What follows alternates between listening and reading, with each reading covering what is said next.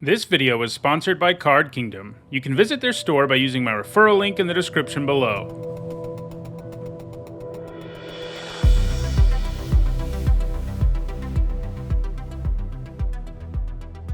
Hi everyone, I'm Sahone, and it's Friday, and that means it's time for this 506th MTG Top 10, the series where I rank cards based on their historical performance at Magic's highest level of competition. I've done so many episodes of this series, and I've been doing them for so long that sometimes it's necessary to go back and update an old MTG Top 10, and that's what we're doing today. Back in the 161st episode of this series, which came out in May of 2019, I took a look at Menace. Menace is an evergreen keyword ability, and that means we see multiple cards with it in every single set.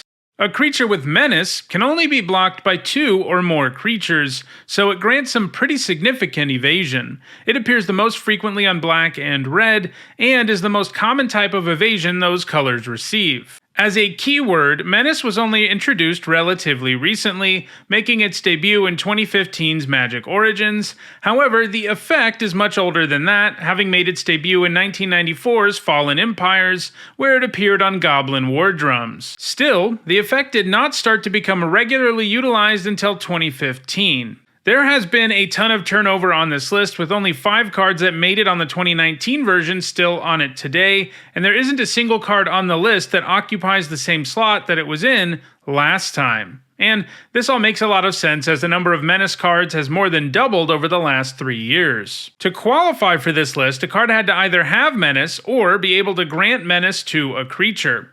In all, there are 292 cards that were eligible for this list, and in this video, we'll look at the 10 that have left the biggest impact on competitive Magic. As is usually the case on a list that's an update to an older one, we'll also be starting out with a look at the cards that made the list originally, but are no longer on it today. Before we get started, here's a quick reminder on how I score cards in these videos. A first tier top 8 is worth 2 points. This includes events like Pro Tours and Mythic Championships. And a second tier top 8 is worth 1 point. This includes events like Grand Prix and Regional Championships. Alright, now let's take a look at the 5 cards that were on the 2019 list but didn't make it this time around, starting with Flameblade Adept, which was at number 10 on the 2019 list. This 1-mana 1/2 with Menace gets a power boost every time you discard or cycle a card. Because it's a 1-drop, it's often entirely unblockable for the first several turns of a game, and it can do some pretty nice damage, especially when you're boosting its power. It has gained the most points in modern Hollow One decks, which have lots of ways to discard cards, with the Adept and Hollow One being nice payoffs for doing so. Since the banning of Faithless Looting though, that deck is a shell of its former self, and the Adept hasn't been part of the newer Hollow One decks in the format. However, it hasn't been completely inactive since then, as it's also been played in historic cycling decks, with one such deck top-8ing the Kaldheim Championship. However, those 2 points weren't enough to keep it on the list, and it only has a very slim chance at gaining more points in the future. Next, there's Relentless Dead, which came in at number 9 on the 2019 list. This 2-mana 2/2 with Menace comes with the ability to not really stay dead, since you can simply pay 1 black mana anytime it dies to return it to your hand. That's pretty obnoxious on an evasive creature. It doesn't stop there though, as it can also reanimate zombies from your graveyard when it dies. It gained all of its points in the standard zombie decks of 2017, and hasn't gained a single point since the 2019 list, leading to it being surpassed by several cards. There's also Noxious Gearhulk, which came in at number 7 last time. In addition to Menace, the Gearhulk destroys an opposing creature when it enters the battlefield, and even gains you some life in the process. By getting a creature out of the way, you also increase the chances of your Gearhulk being unblockable too. The Gearhulk hasn't gained any points since rotating out of standard. There's also Lord of the Accursed, who fell off of the list after occupying the number 6 slot last time. It is another Menace zombie. This one is a Lord that can also grant Menace to all of your zombies. Like Relentless Dead, it was played in standard zombie decks back in 2017, and hasn't done anything since then. Lastly, there is Vraska, Relic Seeker, who fell off of the list all the way from the number 3 spot it occupied last time. She's a powerful planeswalker who comes with the ability to destroy opposing creatures, artifacts, and enchantments while giving you a treasure token, and importantly for this video, she can make pirate tokens with Menace. In her time in Standard, she was played in 3 and 4 color energy decks, as well as Golgari and Sultai midrange. She has gained 0 points since 2019, which made it tough for her to stay on the list. Alright, now that we've covered the 5 cards that didn't do enough to stay on this new list, let's move into the list proper, starting with our number 10 card, which is Goblin Dark Dwellers, which has fallen 5 spots from its number 5 slot last time.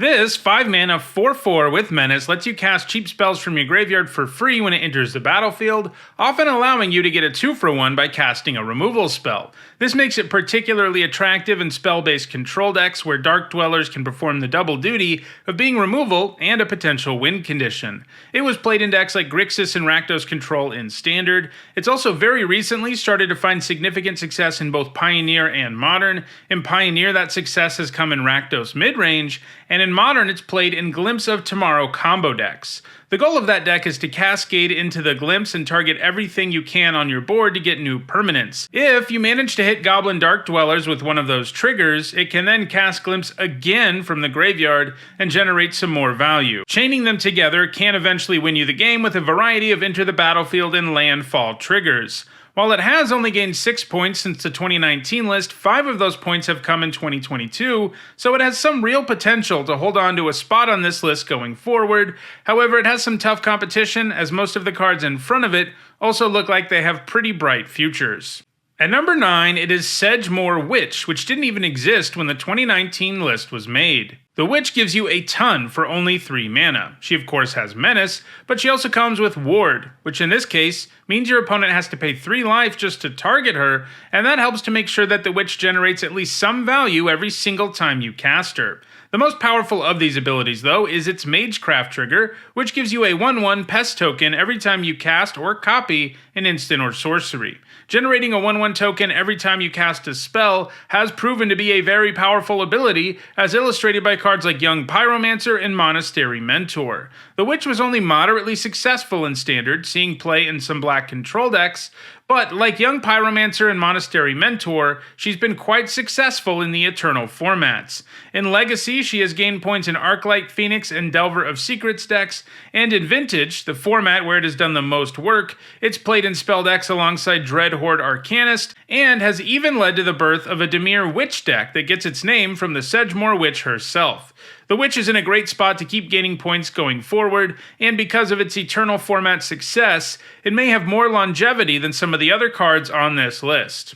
At number 8, it is Insolent Neonate, which has fallen from the number 4 slot it occupied in 2019. Giving a 1-drop Menace is pretty sweet. It allows it to crack in unblocked for a few turns in the early game, but it also comes with the ability to give itself up to allow you to discard a card and draw a card. It only saw a tiny bit of play in Standard in Rakdos aggro decks. Modern, though, is where it has really thrived over the last several years, where it's a key card in a variety of graveyard decks. It was the most consistently successful in Modern during the brief time that Hogak was legal there, which is no surprise, since it can put things into your graveyard for you. This is another card likely to continue to gain points. At number 7, it is Rampaging Ferocidon, which was number 4 on the 2019 list. This card bears the distinction of being the only card with Menace to ever be banned or restricted in any format. The Ferocidon is an excellent aggressive creature. A 3-mana 3/3 with Menace is serious business, but it also punishes players for playing creatures and keeps players from gaining life. Life gain is one of the best ways to combat aggro decks in many formats, so turning that off is a big deal. Such a big deal, in fact, that it led to the Ferocidon getting banned in Standard, since it gave you a great aggro creature that completely turned off one of the main counters against aggro decks, so mono-red aggro decks were running amok in the format. The Ferocidon did get briefly unbanned during the last month it was legal in Standard, but then it rotated out. Since then, it has transitioned to Pioneer, where it's also played, of course, in red aggro decks.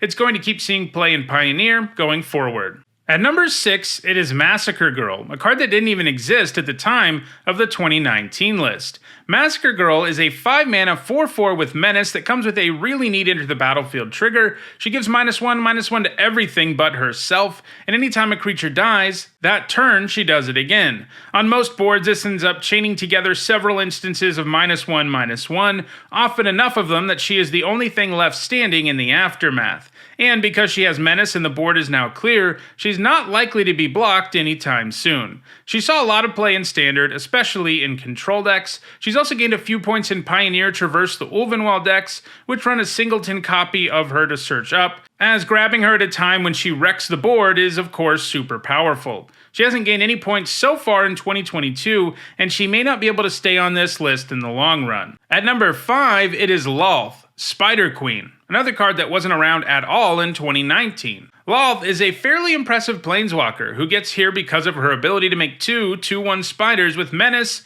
and Reach. That ability pairs particularly well with her triggered ability, which gives her a loyalty counter every time one of your creatures dies. The Reach can help protect Lolth when you're the one who's behind, and if you're ahead, her Menace spiders do a pretty good job of pressuring the opponent. And she can also draw you cards. She has an ultimate too, of course, and while it isn't the most impressive one ever, it does combine nicely with the Menace spiders since they can get through the opponent's defenses and make sure they're taking at least 8 a turn. Lolth is a great planeswalker for control decks and was a regular feature in black control and mid-range decks in Standard. So far, Lolth hasn't managed to break into any other formats, and she recently rotated out of Standard, so she may not be on this list if I revisit it again in another 3 years.